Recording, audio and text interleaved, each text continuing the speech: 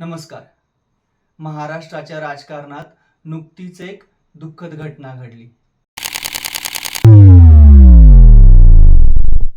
या घटनेने अवघा महाराष्ट्र हळहळला. ही दुःखद घटना ज्या शहरात घडली त्या शहराविषयी तुमच्यासारखे माझ्या मनातही खूप सारे कुतूहल होते.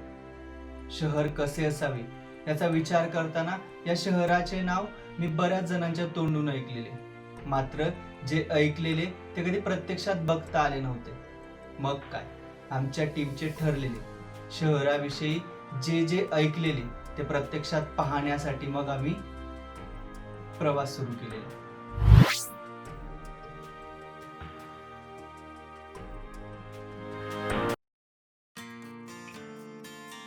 बारामती शहरात प्रवेश केल्यानंतर पहिल्यांदा बसस्थानक बघायचे असे सर्वानुमते ठरलेले. आणि खरंच इथल्या बसस्थानकाबद्दल जे ऐकलेले ते सत्य होते. एअरपोर्ट वाटावे एवढे स्वच्छ, सुंदर आणि आकर्षक बसस्थानक बघून थक्क व्हायला झालेले. बसस्थानकावरील एवढा टापटीपणा बघून संपूर्ण शहर पाहण्याची इच्छा देखील तीव्र झालेली. एखादी राजकीय व्यक्ती आपल्या कार्यकाळात शहराचा कसा चेहरामोहरा बदलू शकते याचे एक जिवंत उदाहरण डोळ्यांसमोर दिसत होते. बारामती शहरात प्रवास करताना एक गोष्ट प्रामुख्याने निदर्शनास येते, ती म्हणजे इथल्या शासन, प्रशासन आणि स्थानिक नेतृत्वाने एकत्रितपणे केलेली शहर सौंदर्यीकरणाची अंमलबजावणी. इथली सुंदर मंदिरे, स्वच्छ पाण्याचे काठ आणि धार्मिक सलोखा जपणारी दृश्ये मनाला अतिशय दिलासादायक वाटतात. खड्डेमुक्त रस्ते, आकर्षक विद्युत रोषणाई, मुबलक पाणी आणि सुरक्षित वाहतुकीने हे शहर परिपूर्ण बनले आहे. बारामती शहरातले मुख्य चौक आपल्याला पावलोपावली प्रगत शहर कसे असावे याचे उदाहरण देत असतात. शहरातले कलादालन शहराच्या सांस्कृतिक समृद्धतेचा वारसा जपत आहे. ऐतिहासिक ठिकाणांचे पुनर्निर्माण आणि ती जतन करण्याची कामे इथे बऱ्याच ठिकाणी पाहायला मिळतात. त्याचबरोबर जीर्णोद्धार झालेली पुरातन मंदिरे देखील इथे पाहण्यासारखी आहेत. शहराचा कारभार ज्या वास्तूंमधून अंमलात आणला जातो त्या दिमागदार प्रशासकीय वास्तू बघूनही आपण इथल्या प्रगतीचा अंदाज लावू शकतो.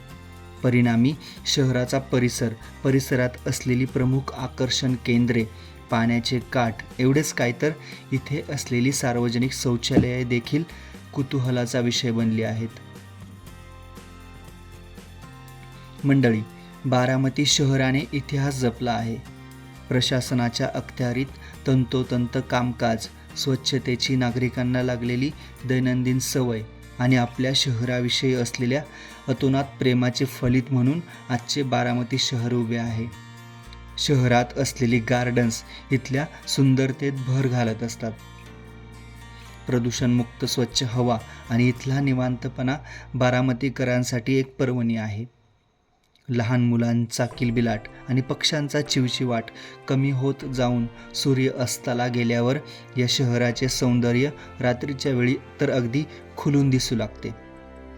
रात्रीच्या वेळी बारामती शहर फिरताना एका जादुई दुनियेसारखे भासते.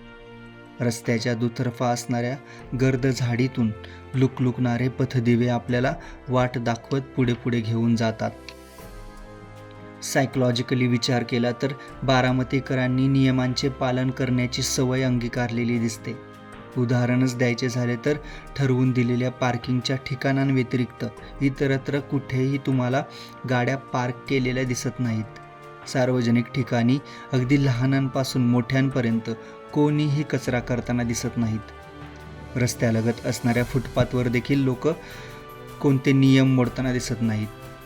त्याचबरोबर शहरात जागोजागी उभारलेली ओपन जिमची साहित्ये सुस्थितीत असून आरोग्याच्या दृष्टीने महत्त्वाची असणारी क्रीडांगणे सुद्धा सुसज्ज आणि सुविधासंपन्न आहेत. परिणामी बारामती शहरातील नागरिकांच्या जीवनमानाचा स्तर दिवसेंदिवस उंचावत गेला आहे.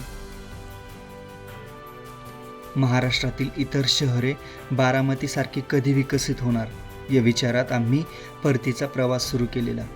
रस्ते, वीज, पाणी, वाहतूक, आरोग्य स्वच्छता, सुरक्षितता, शिक्षण, रोजगार व शहर सौंदर्यीकरण असा सर्वसमावेशक विचार करून बारामती शहराला एक आदर्श शहर म्हणून ओळख देणाऱ्या माननीय अजितदादा पवार यांना मनोमन आदरांजली वाहून आम्ही बारामती शहराचा निरोप घेतलेला. चॅनलवर नवीन असाल तर कृपया सबस्क्राईब करा. व्हिडिओ आवडला असेल तर लाईक करा आणि व्हिडिओ तुमच्या त्या जवळच्या व्यक्तीला पाठवा ज्यांनी अजूनही बारामती शहर पाहिले नाही. भेटूयात एका नव्या शहरात एका नव्या गोष्टीसह. तोपर्यंत धन्यवाद.